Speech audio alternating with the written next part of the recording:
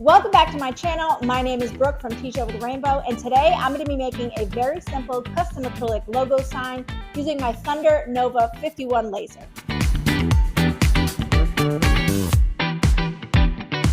Before I get started, make sure you hit that subscribe button and tap that notification bell. If you like this video and found it helpful, go ahead and give it a thumbs up and share because all the engagement helps. Let's get started. Today I'm using a large sheet of black cast acrylic, a large sheet of MDF board, 2 smaller sheets of silver mirrored acrylic, and a roll of dual-tide adhesive. Thunder lasers work with Lightburn software, so we need to open that up and then open up our logo SVG file. Once it's in Lightburn, I like to select the whole thing and make it one color. This will make all the cuts have the same settings. Now I'm going to change the settings so it can cut both the acrylic and MDF board. For those 2 pieces of materials, they happen to use the same settings, which is 4.1 inches per second and 90% power. This logo is a square and it needs to be 22 inches by 22 inches. So I need to remove that outside square and set the inside square to 22 by 22 inches. I want to make sure that I don't lose the ratio of the logo words to the size of the square. So when I change the sizing, I need to select all of that. I'm going to show you 2 different techniques that you can use to properly place your pieces onto your logo signs. One is using a frame placement with the MDF board, and the other one is known as the KISS method. Since I'm going to use a frame placement, I need to duplicate my logo. One will be to cut the acrylic and one will be to cut the MDF board. The logo on the left will be using the KISS method. This means that I will lightly cut into the acrylic using different settings so that I will know where to place the letters on the large square part of the logo. This is why I'm making it red, so the cut will be very light, giving me a guide of where to place the letters, and the black will cut all the way through. But first, I'm going to cut my frame placement board. I like to use a frame placement board, particularly when I have a very complex logo. It helps keep everything lined up. With a simple logo like this one, the KISS method would probably work just fine and you wouldn't need a frame. Now that I've sent my file to the laser, I need to make sure that my laser bed is at the proper height so that it cuts clean. During your Thunder Academy onboarding classes, you learn all about this. The videos are very thorough and explain every step. Once I have the bed at the proper height, I'm going to check for my framing. Checking your framing is a tool that you can use to make sure that your cut is going to be exactly where you want it to be on your material. This is how you know where your laser is going to cut without having a camera. Getting a camera for your laser is an option, and I was nervous at first to run such a large laser without one, but once I learned what framing was and how to use it, I never even thought twice about not having a camera. You can see as it goes around and frames that area. That's showing me where the edges of the square logo will be when the material is cut. Now I can start the laser and it will begin cutting the frame placement MDF board. Once it's done, I can remove the MDF board frame and the letter pieces. If you try to open it before it's done, the laser will stop as a safety feature. Now I can go back to Lightburn software and get ready to cut the actual acrylic. This time I'm going to be cutting out the square logo as well as using the KISS method to mark out where the logo letters will need to be placed. Again, I'm going to place my acrylic and then use my frame feature to make sure that the outermost edges of my cut will be completely on my material. When you frame your cut, if a portion of it is outside of the material, just adjust your material and frame it again. Once you're happy with where the cut is going to be, you can start the laser. This time when I make my cut, the square will cut all the way through just like the MDF board, but the logo letters will not be cut all the way through because my settings were only meant to slightly engrave the outline of the letters for placement.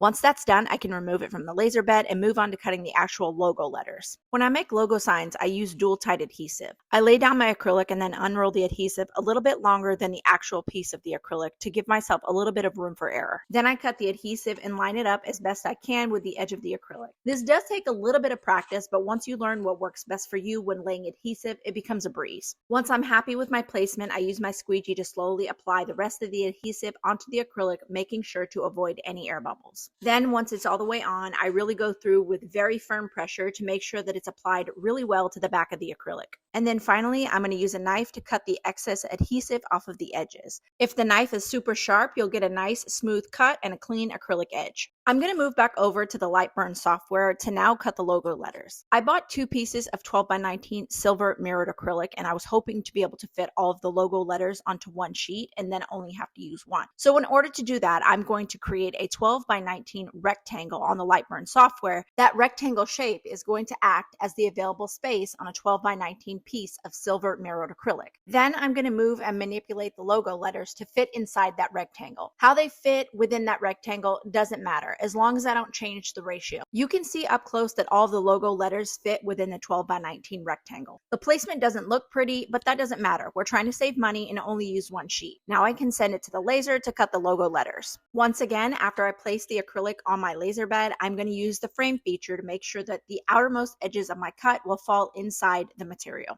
If I'm happy where the cuts will be made, I can start my laser and cut out the logo letters. Once it's done, I can remove the logo letters and move on to the next step. The final step is assembling the logo. On the right, I have my black acrylic square for the logo, and on the left, I have the MDF frame. I also have my logo letters and the clear acrylic wall mount standoffs that will play an important role when using the MDF frame. The first thing I need to do is peel off the masking where the logo letters will be placed. I'm able to peel off just these areas because I use the kiss method to lightly cut into the acrylic where the logo letters need to go. As you can see, if I wanted to place these at this point, I could easily do that.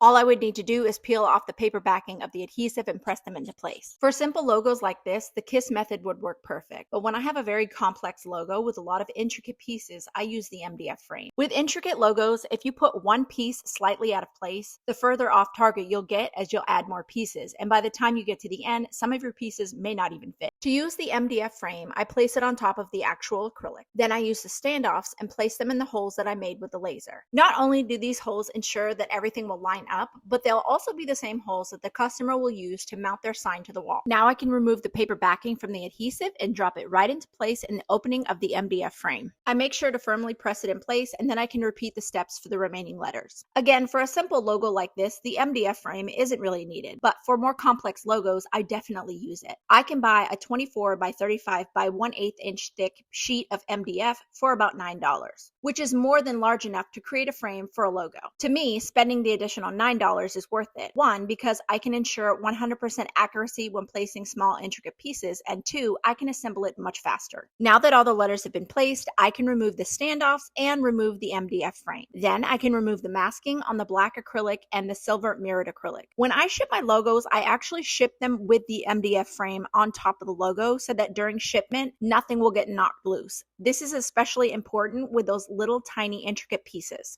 I get these standoffs on Amazon. They come with the screws and the drywall anchors. To hang it, you place the anchor into the wall and then put the screw through the back piece of the standoff, put the sign in place, and then screw in the front part of the standoff. Now you can see what it looks like assembled. I always send circles with adhesive on them because if the customer doesn't like the look of the clear acrylic standoff, they can attach the circle piece to the front of the standoff once the sign is hung.